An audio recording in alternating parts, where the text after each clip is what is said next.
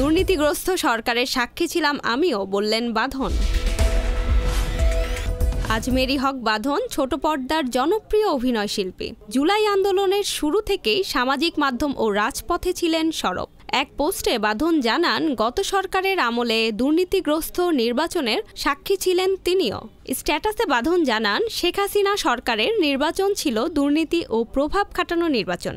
তিনি বলেন, আমি চাই না আসন্ন জাতীয় নির্বাচনে আবারও একই রাজনৈতিক কৌশল দেখতে হোক। আমি নিজে 2018 ও 2024 সালের নির্বাচনের দুর্নীতি ও প্রভাব খাটানোর ঘটনাগুলোর সাক্ষী। সত্যি বলতে কিছুটা অংশগ্রহণকারীও ছিলাম, কারণ আমি তখন প্রচারণায় যুক্ত ছিলাম এবং গত সরকারের কিছু গুরুত্বপূর্ণ ব্যক্তির খুব কাছাকাছি ছিলাম। ফলে আমি নিজে দেখেছি কিভাবে সিদ্ধান্ত নেওয়া হতো এবং এই সিস্টেম কিভাবে আপোষ করত।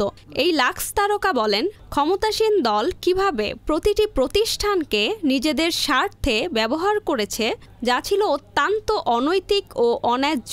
অন্তর্বর্তীকালীন সরকারের প্রতি নিজের প্রত্যাশা রেখে বাঁধন বলেন, এইবার আমি আন্তরিকভাবে আশা করি নিরপেক্ষতা, স্বচ্ছতা এবং দায়িত্ববোধের উপর ভিত্তি করে সরকার একটি ভিন্ন পথ বেছে নেবে।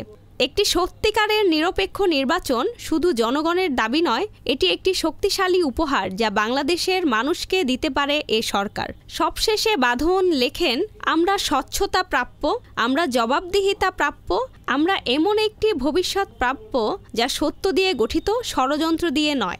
আমার একটা 12 বছরের সন্তান আছে, আমি নিজে দেশের বাসী, আমার বিদেশে কোনো পাসপোর্ট নাই, আমি এই দেশেই থাকবো এবং এই দেশটা আমার, এই দেশটা আমরাই সংস্কার করব। ডেস্ক রিপোর্ট, গণমানুষের আওয়াজ।